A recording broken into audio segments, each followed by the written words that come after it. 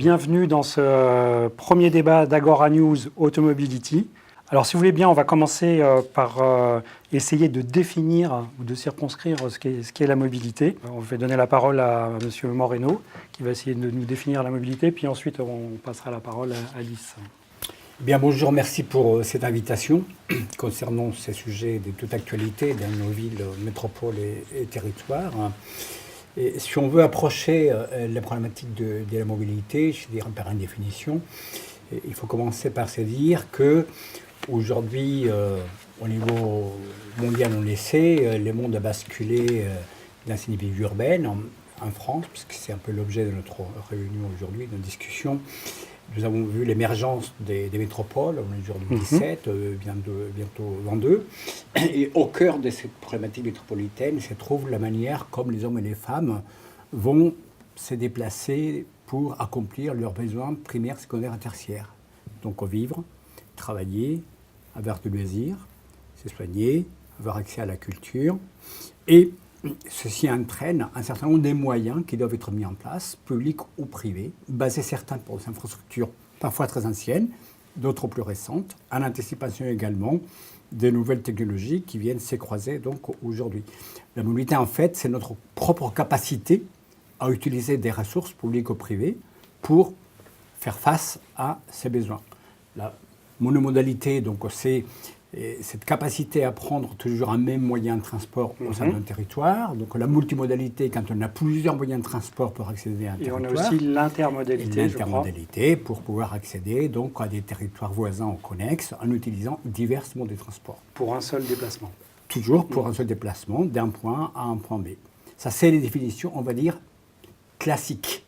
Aujourd'hui, nous sommes dans un monde qui est en disruption par rapport à la problématique de la mobilité, puisque nous sommes habitués à avoir deux modes de transport qui viennent de l'individuel vers le collectif, l'individuel la voiture, le collectif des moyens de transport mis par des infrastructures de type métro, bus, tramway, mais on évoluera dans les dizaines d'années à venir sur de nouveaux paradigmes, par exemple les transports à la demande, où je vais faire un déplacement d'un point A à un point B, mais en sachant que le point A, par exemple, c'est là où j'habite, et le point B, c'est là où je travaille. Et il me sert offert un ensemble de services, en incluant la marche à pied, en incluant de mobilité douce, en incluant des moyens privés partagés ou pas, des moyens publics avec des infrastructures lourdes. Et c'est cet ensemble-là qui va accomplir la fonction pour laquelle je vais payer. On appelle ça aujourd'hui, d'un point de vue scientifique, avec un nouveau paradigme, mobilité as a service. La mobilité est un service. Donc la mobilité n'est plus un moyen et la mobilité se voit comme un éventail de possibilités dans lesquelles l'usage sera facturé en fonction, tout simplement, de mon point d'arrivée, mon point de départ, peu importe ce que j'aurai pris.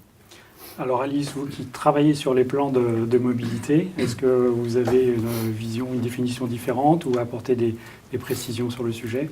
Non, je crois que la définition est très précise. Effectivement, aujourd'hui, on parle de mobility as a service et c'est vraiment, on tend vers ça et je pense que M. Moreno a tout à fait raison. Dans les dizaines d'années à venir, on va vers ces services à l'usage.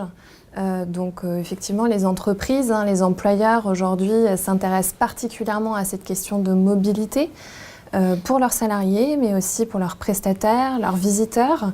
Et vous l'avez dit en introduction, le cadre réglementaire finalement évolue aussi.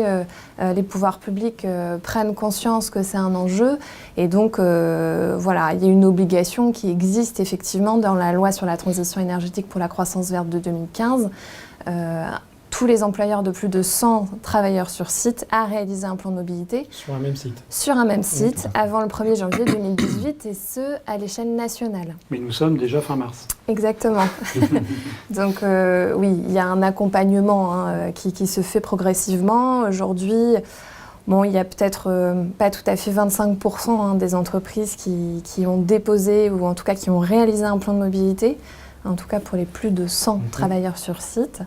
Le plus compliqué, c'est pour les plus petites structures, puisque là, on n'a pas forcément de ressources en interne pour travailler sur ces questions de déplacement et de mobilité. D'où votre rôle au sein des CCI. D'où notre rôle au sein des CCI, mais on est plusieurs chargés de mission à travailler sur ce sujet-là. Aujourd'hui, pour la région Île-de-France, nous sommes 14. dans un réseau régional qui s'appelle Promobilité.